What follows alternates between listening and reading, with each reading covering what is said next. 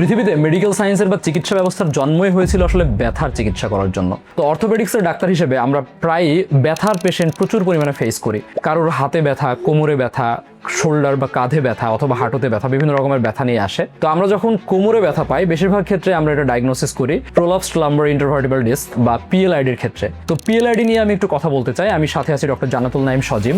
আমাদের সাধারণত মেরুদণ্ডের যে কশেরুকাগুলো থাকে, এই কশেরুকার যে হাড়, এই হাড়ের মাঝখানে ছোট ছোট জেলির মতো এক ধরনের তরুণ অস্থি থাকে, সেটা সাধারণত ইন্টারভার্টিব্রাল ডিস্ক বলে।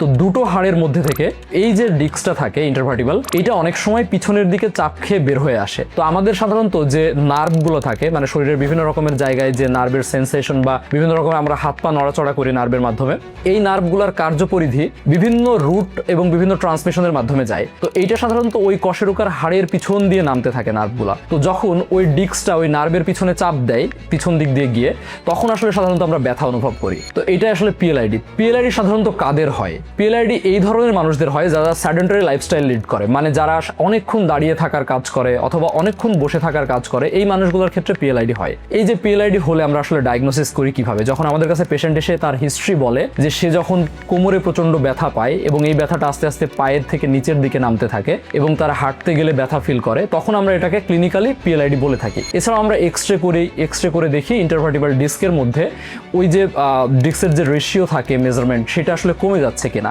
যদি ফার্দার আমাদের আরো বেশি ইনভেস্টিগেশনের প্রয়োজন হয়, তখন আমরা একটা এমআরআই করে থাকি। তো যখন পিএলআইডি ডায়াগনোসিস হয়ে যায়, তখন আসলে আমরা ট্রিটমেন্ট আসলে কিভাবে নিতে পারি? পিএলআইডি সাধারণত এরকম একটা রোগ যেটা আপনি চাইলে অপারেশন অথবা অপারেশন ছাড়া দুভাবেই সুস্থ থাকতে পারেন। তো অপারেশন ছাড়া আমরা বিভিন্ন ব্যায়াম, কিছু ট্রিটমেন্ট এবং আমাদের যে লাইফস্টাইলের পরিবর্তন, এর মাধ্যমে আমরা সাধারণত পিএলআইডি চিকিৎসা করতে পারি।